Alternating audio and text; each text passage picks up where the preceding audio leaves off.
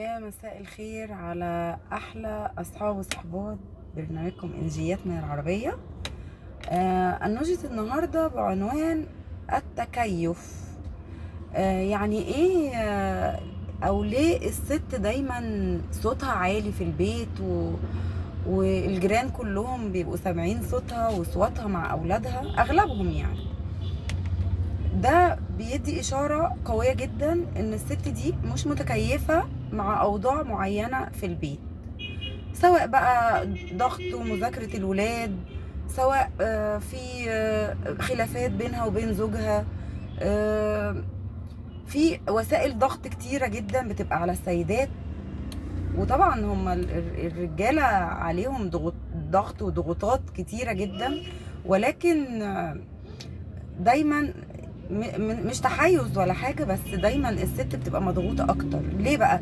لان حضرتك لما بتروح الشغل بتاعك وبتبقى مضغوط جدا فيه وكذا وكذا وكذا، بتخرج اصلا وانت رايح الشغل ده بتبقى لابس ومتظبط كده ونازل، بتضغط شويه في الشغل بتاعك، بس وانت راجع بتقابل ناس جديده وبتتكلم مع ناس، ويعني في مراحل تنفيس للغضب ده.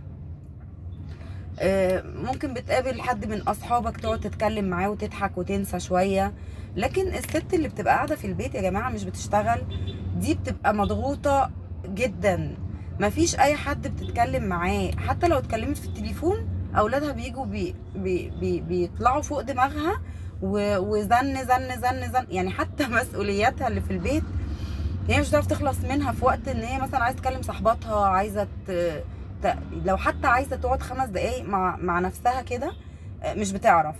فمطلوب من حضرتك لو سمحت، الزوج طبعا، تقدر زوجتك جدا، وتعرف لما صوتها يكون عالي تشوف الخلل فين، تشوف ما فيهاش حاجه ابدا. يعني لما تقول لها يلا ننزل نتمشى والولاد مثلا في الدروس او بيذاكروا او نايمين او اي حاجه، ما فيهاش حاجه لما تجيب لها شوكليت، ما فيهاش حاجه لما تجيب لها ورده.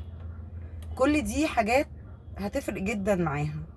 والولاد الصغيرين اللي بيشوفوني، يا ريت يا ريت نرحم مامتنا شويه، يا ريت نرحم مامتنا اللي بتحبنا وبتخاف علينا ونفسها ان احنا نكون احسن حد في الدنيا.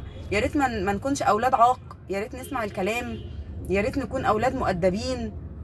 وعايزه اقول كمان حاجه، لما حضرتك بقى تكوني مش متكيفه مع الاوضاع اللي حواليكي في البيت، يا ريت صوتك يكون واطي، يا ريت ما تزعقيش، ما تتنرفزيش. يا ريت لما تكوني حاسه ان انت مضغوطه ادي لنفسك مساحه واقعدي مع نفسك. هتقولي لي مش هعرف لان الولاد والزعيق والمشاكل اللي بيعملوها. انت لو اخدتي نفسك ونزلتي اتمشيتي 5 دقايق بس ورجعتي، هيبقى الموضوع مختلف تماما بالنسبه لك. هم عليهم طبعا الزوج والاولاد عليهم اللوم اكتر حد، بس اذا انت مش لاقيه بقى يعني التقدير من كل الناس اللي حواليك دول، هو مش بيبقى تقدير، بيبقى غصب عنهم طبعا، بس اذا انت ما لقيتيش التقدير ده انت المسؤوله عن اسعاد نفسك. ما تجيبيش، ما تعلقيش سعادتك، ما تربطيش سعادتك بحد. اتفضلي البسي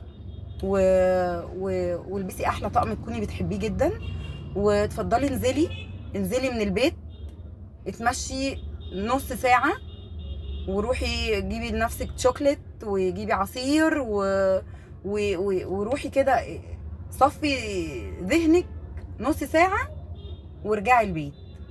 صدقوني صدقوني الوضع هيكون مختلف تماما تماما تماما. اشوفكم في حلقة جديدة من انجيات في العربية، والى اللقاء.